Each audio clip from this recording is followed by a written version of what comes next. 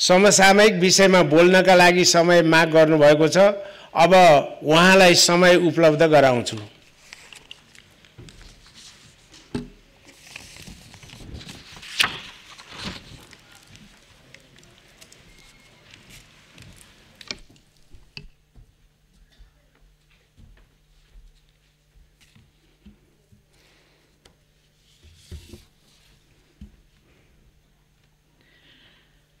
सम्माननीय अध्यक्षज्यू, म भोलि मित्रराष्ट्र थाइल्यान्डमा थाइल्यान्ड सरकारको निमन्त्रणामा भोलिबाट औपचारिक भ्रमणको लागि त्यता प्रस्थान गर्दैछु।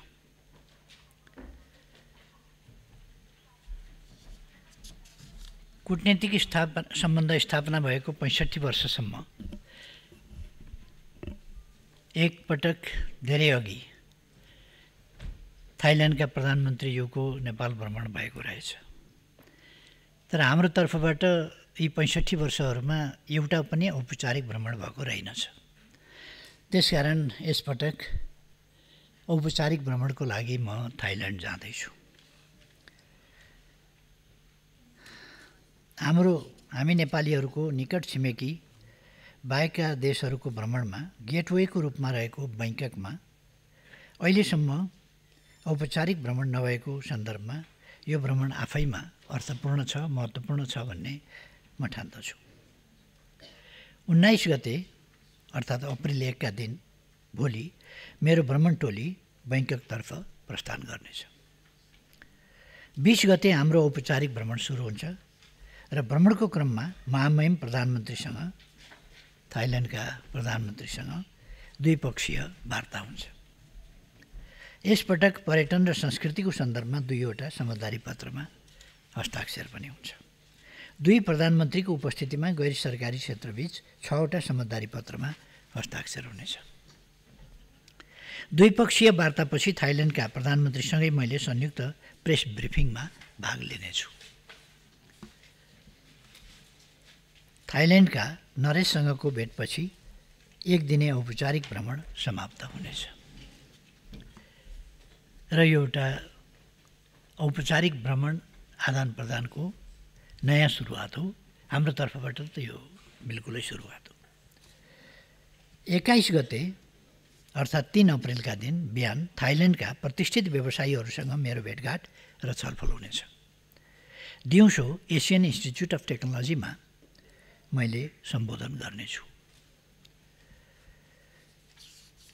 साँझ हुने बिमस्टेक शिखर सम्मेलनका नेताहरूलाई दिने औपचारिक डिनरमा सहभागी भइनेछ। समयको चाप छ।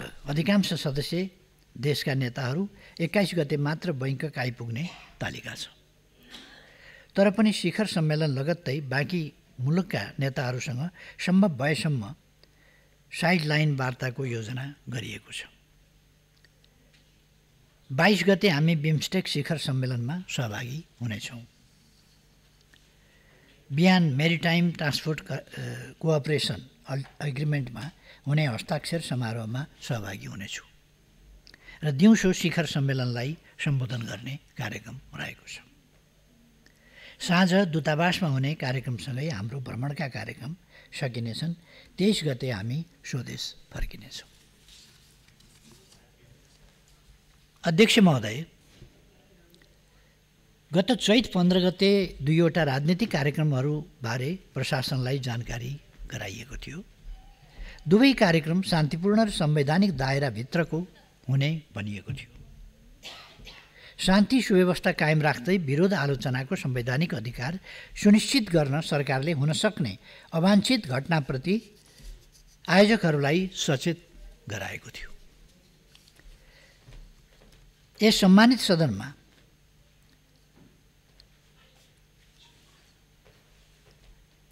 राम्रो उपस्थिति रहेका दलहरूको मूल नेतृत्वमा समाजवादी मोर्चाले काठमाडौँको प्रदर्शनी मार्गमा भव्य सभा गर्यो। आफ्नो धारणा सार्वजनिक गर्यो, सरकारलाई खबरदारी गर्यो, संविधान र व्यवस्थाप्रति आफ्नो प्रतिबद्धता जनायो। शालीन जुलुससहित भएको त्यस कार्यक्रमका आयोजकहरूलाई धन्यवाद ज्ञापन गर्दछु। हाम्रो सङ्घीय लोकतान्त्रिक गणतन्त्रलाई सुदृढ गर्ने विधि यस्तै हो भन्ने पनि म ठान्छु। काठमाडौँको तीनकुनेमा अर्को सभाको लागि स्थान दिइएको थियो। त्यस कार्यक्रममा आयोजक को हुन् भन्नेमा केही आशंका र दुविधा समेत थियो। को हो जस्तो जो आयोजक हो ऊ घरै बस्छ, बाहिर निस्किँदैन। उचालेका तिखारेका मान्छेहरू सडकमा देखिन्छन्।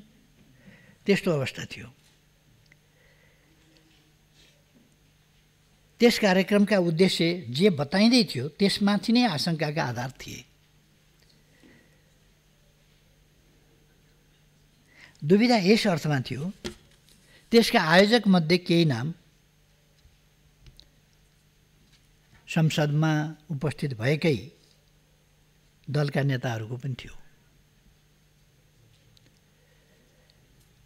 तर तीनकुनेका आयोजकहरूले पहिले प्रशासनलाई जानकारी गराए अनुसार सभा गरेनन्। उत्तेजक प्रदर्शन र अराजनीतिक नारासहित भिड सलबलाउन थाल्यो।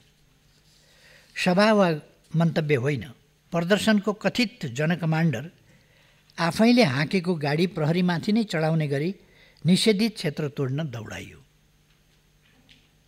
भिड नियन्त्रण गर्न प्रशासनले गरेको प्रयासका विरुद्ध प्रहरीको बन्दुक खोज्ने, गुण्डागर्दी र कुटपिट गर्ने, प्रहरीमाथि ढुङ्गामुढा गर्ने, आक्रमण गर्ने, लुटपाट गर्ने र आगजनी गर्ने जस्ता वारदातहरू सुरु गरियो। हुँदा निजी व्यक्तिको घर, सार्वजनिक भवन, सञ्चार गृह, पार्टी कार्यालय, औषधि कारखाना र सवारीका साधनमाथि ढुङ्गामुढा गर्ने, तोडफोड गर्ने, आगजनी गर्ने र डिपार्टमेन्टल स्टोरहरू लुटपाट गर्ने, तोडफोड गर्ने, लुटपाट गर्ने जस्ता आपराधिक घटनाहरू सुरु गरियो। निजी व्यक्तिको घरमा आगजनी मात्रै गरिएन, मानिसलाई भित्रै थुनेर बाहिरबाट ताला लगाई जिउँदै ढडाउने हिंसक आततायी कार्य भयो। अन्तर्राष्ट्रिय विमानस्थलमा आगजनी गर्ने र प्रज्वलनशील पदार्थमा आगो लगाई विस्फोट गराउने आतङ्ककारी काम समेत त्यस्ता प्रयासहरू भए। प्रहरीका सवारी साधन मात्रै होइन, आगो निभाउन गएका दमकलमाथि समेत आक्रमण गरियो। यी सबै निन्दनीय र खेदजनक कार्य हुन्।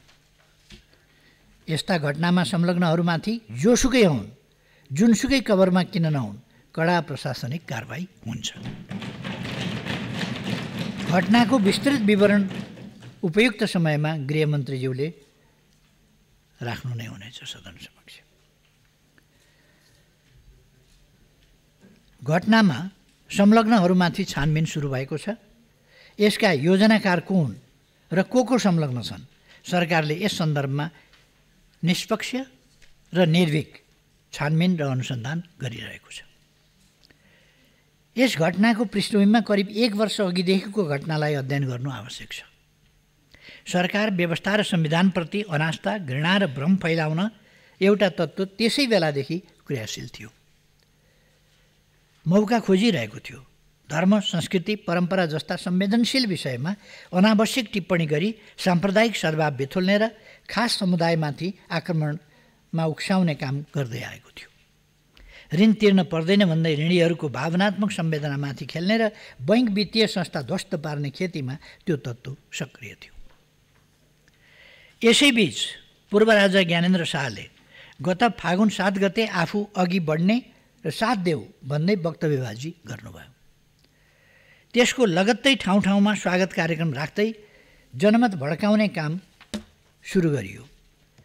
फागुन 25 गते कथित स्वागत सवारी आयोजना गरियो र चैत 14 गते समाज बिथुल्न लागि परेका एकजना अवाञ्छित व्यक्तिलाई आफ्नै निवासमा डाकेर कथित जनकमान्डर तोक्नुभयो र हिंसात्मक वारदातका लागि खटाउनु भयो। प्रारम्भिक अध्ययनमा यी सबै घटनाले स्पष्ट पार्छ पूर्व राजा ज्ञानेन्द्र शाहले संविधान सभाको ऐतिहासिक निर्णयपछि भएको सम्झौताको उल्लङ्घन गर्नुभएको छ। त्यतिखेर नागरिकको हैसियतमा शान्त जीवन बिताउने, नागरिकको कानुनी र संवैधानिक अधिकार प्रयोग गरी व्यापार व्यवसाय सञ्चालन गर्ने, पूर्व राष्ट्र प्रमुखको हैसियतमा सरकारले सुरक्षाको प्रबन्ध गर्ने र उहाँलाई नागार्जुन दरबार प्रयोग गर्न र उहाँको मातालाई प्रयोग गरिरहेको नारायणहिटी दरबार परिसरको भवन प्रयोग गर्न दिने सहमति भएको हो। हाल राष्ट्रिय सभाका माननीय सदस्य एवं तत्कालीन गृहमन्त्री श्री कृष्णप्रसाद सिटौलाले सरकारको तर्फबाट संवाद व्यवस्थापन गर्नुभएको थियो। आपराधिक घटनामा संलग्न कसैले पनि उन्मुक्ति पाउनुहुन्न। यसमा पूर्व राजा शाहले पनि उन्मुक्ति पाउनुहुन्न। फेरि राजा बन्छु व्यवस्था मास्छु भन्नेले यी सबै श्रृङ्खलाबद्ध घटनामा आफ्नो धारणा सार्वजनिक गर्नु पर्दैन। मानिसलाई मर्नलाई दुरुत्साहन गर्ने जनकमान्डर, इतिहासको कुनामा फ्याँकेका व्यक्ति अभियानका संयोजक, धनजनको क्षति र लुटपाट, शासक बन्ने मनसुबा बोक्ने व्यक्ति सिरकभित्र चुपचाप कसरी बस्न सक्छ? यी सबै घटनाको मूल जिम्मेवार उहाँ हो, ज्ञानेन्द्र शाह। उहाँले लिनुपर्छ।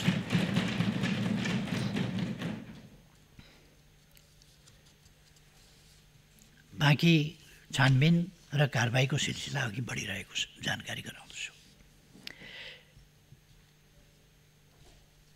ताज्जुबको कुरा त के छ भने दुनियाँका अगाडि सांसद भएपछि कहिले कहिले आफै मन्त्री उप प्रधानमन्त्री के भएर संविधान मान्छु भन्ने शपथ लिएर, ईश्वरका नाममा शपथ लिएर, देश र जनताका नाममा शपथ लिएर आफैले गरेको प्रतिज्ञा, आफैले खाएको कसम पालना गर्नु पर्दैन? शपथ पालना गर्नु पर्दैन? यो संविधानप्रति वफादार छु, संविधानको पालना गर्छु भन्ने शपथ पालना गर्नु पर्दैन कि त्यो एउटा तमासा मात्रै हो? त्यो एउटा छद्म अवसरको खोजी मात्रै हो? त्यसो भएर संसद संविधानको विरोध गर्ने थलो होइन भन्ने कुरा म स्पष्ट पार्न चाहन्छु। संसद लोकतन्त्रको विरोध गर्ने थलो होइन भन्ने म स्मरण गर्न चाहन्छु। संसद संविधान सभा जसले लोकतान्त्रिक प्रणालीलाई व्यवस्थित गर्यो, गणतन्त्र घोषणा गर्यो, राजतन्त्रलाई विदा गर्यो, त्यो गरिमामय संसदमा आएर फेरि राजतन्त्र बिउताउँछु भन्ने कुरा, गणतन्त्रात्मक लोकतान्त्रिक प्रणालीको विरोध गर्ने कुरा, सङ्घीय लोकतन्त्रको विरोध गर्ने कुरा, गणतन्त्रको विरोध गर्ने कुरा यो संसदमा संविधान सम्मत हुँदैन र असंवैधानिक क्रियाकलाप गर्ने थलो संसद हुन सक्दैन। म स्पष्ट पार्न चाहन्छु। सम्मान्य अध्यक्षज्यू, केही दिन यता संसद अवरुद्ध छ। सुशासन र त्यसमा कम्प्रोमाइज भएका विषयमा प्रश्न उठ्नु स्वाभाविक छ। सरकारका काम कारबाहीप्रति प्रश्न उठाउने वा समर्थन गर्ने स्थल नै यो सम्मानित सदन हो। तर अहिले विषय सामान्य छ। एकजना कर्मचारीको विषयमा प्रश्न उठेको छ। सदन अवरुद्ध छ। महत्त्वपूर्ण संसदीय कार्यमा बाधा पुगेको छ। राष्ट्रसेवक कर्मचारीहरूको गुणदोष टिप्पणी गर्ने स्थल चाहिँ यो गरिमामय संसद हो भन्ने मलाई लाग्दैन। त्यसको प्रक्रिया छ। राम्रो काम गर्नेलाई पुरस्कृत गर्ने र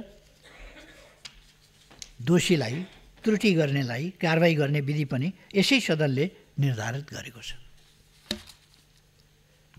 यति चाहिँ भनौँ, सामान्यतः कुनै पनि कर्मचारीबाट सरकारप्रति, विभागीय मन्त्रीप्रति, देशको हितप्रति प्रतिबद्धता देखिएन, लोयल्टी देखिएन भने कारबाहीको विषय बन्छ। विभागीय मन्त्रीको ठहर या मन्त्री परिषदले गरेको कारबाही ठिक छ छैन भन्ने कुराको निरूपण गर्ने पनि विभिन्न निकायहरू छन्, ठाउँहरू छन्। त्यसको पनि परीक्षण होला, हुने ठाउँमै होला। त्यस्तो अवस्थामा सरुवा गर्ने, जगेडामा राख्ने, स्पष्टीकरण माग्ने, नसिहत वा चेतावनी दिने वा पदमुक्त गर्ने सम्मका काम सरकारले गर्छ। यो मामुली कुरा हो। पहिले पनि भएको छ, अहिले पनि भएको छ। चित्त नबुझ्ने पक्षले कानुनी उपचारको हक राख्छ, त्यो पनि हुने गरेको छ, भइरहेको छ।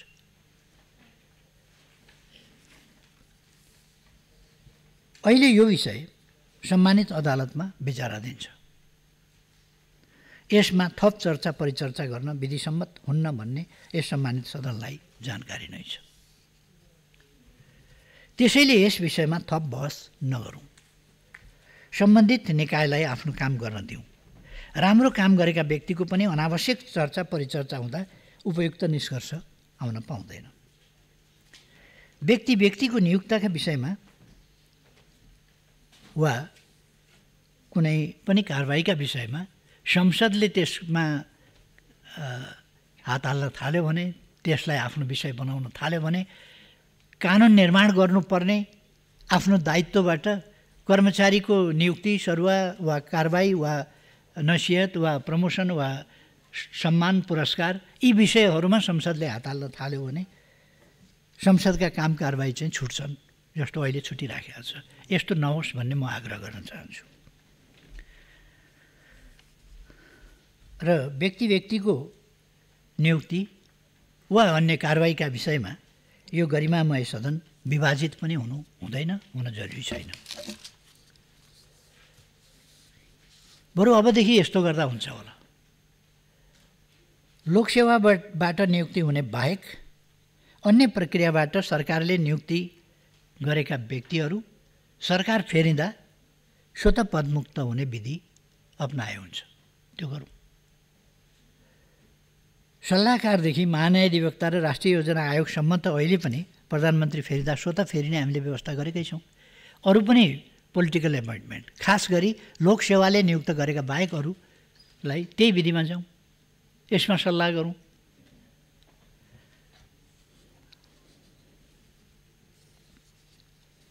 विशेष गरी म प्रतिपक्षका मान्यज्यूहरूलाई अनुरोध गर्दछु, अहिलेको विषम परिस्थितिलाई हामी मनन गरौँ। यो सामान्य अवस्था होइन।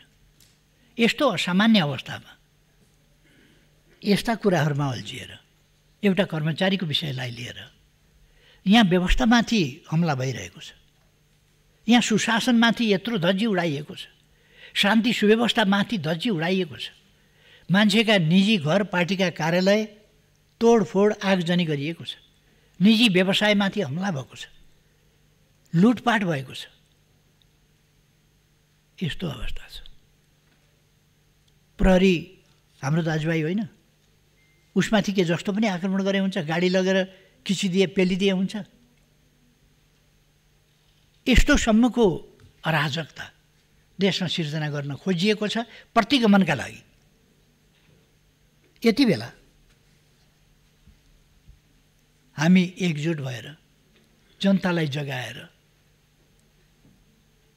व्यवस्था र संविधानको रक्षा गरेर यिनलाई सफल बनाएर अगाडि जानु पर्नेमा हामी ससाना नियमहरूमा अल्झिरहेका छौँ। नअल्झ्यौँ भन्ने म आग्रह गर्न चाहन्छु। एकताबद्ध भएर लडेर ल्याएको हामीले यो सदनको अवरोधलाई अन्त्य गरेर एकताबद्ध भएर हामीले लडेर ल्याएको सङ्घीय लोकतान्त्रिक गणतन्त्रलाई सुदृढ गरौँ। हामी आफैले बनाएको संविधानलाई समृद्ध बनाऊँ, मेरो आग्रह छ। संविधानको जहाँसम्म कानुन निर्माणको प्रश्न छ, अध्यादेश 6वटा मध्ये एउटा हामीले पेश गरेनौँ। 6वटा मध्ये 5वटा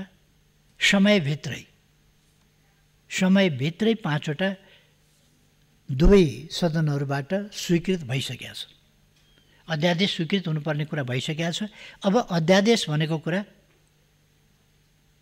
यो अध्यादेशको सम्बन्धमा संविधानको धारा 114 को 2ले व्यवस्था गरेको छ। त्यसअनुसार नै हुने कुरा छर्लङ्गै छ भन्ने म ठान्दछु। त्यसो भएर म आग्रह गर्न चाहन्छु कि यसलाई अब कहाँ पुर्याउँछौँ त हामीले। यसर्थ म आज प्रतिपक्षको भावनाको कदर र सम्मान गर्दै यस सदनमा अहिलेको परिस्थिति, अहिलेका गतिविधि, मेरो थाइल्यान्डको भ्रमण, बिमस्टेकको शिखर सम्मेलनदेखि लिएर अहिले हाम्रो बिचमा चलिरहेको साना मसिना कुरामा जहाँ हामी एउटा इगोको जस्तो विषय बनाएर हल्झिरहेका छौँ, यसलाई इगोको विषय नबनाऊँ र सदन सुचारू गरौँ, म आग्रह पनि गर्न चाहन्छु। अहिले योभन्दा बढी भन्नुभन्दा अध्यक्ष महोदय, फेरि एकपल्ट म ध्यान दिनुपर्ने विषयतिर ध्यान दिउँ, त्यसतिर केन्द्रित हौँ, मुख्य विषयमा केन्द्रित दिउँ, साना कुरामा नअल्झौँ भन्ने आग्रह गर्दै आफ्नो भनाइ टुङ्ग्याउँछु। धन्यवाद। समय दिनुभएकोमा धन्यवाद।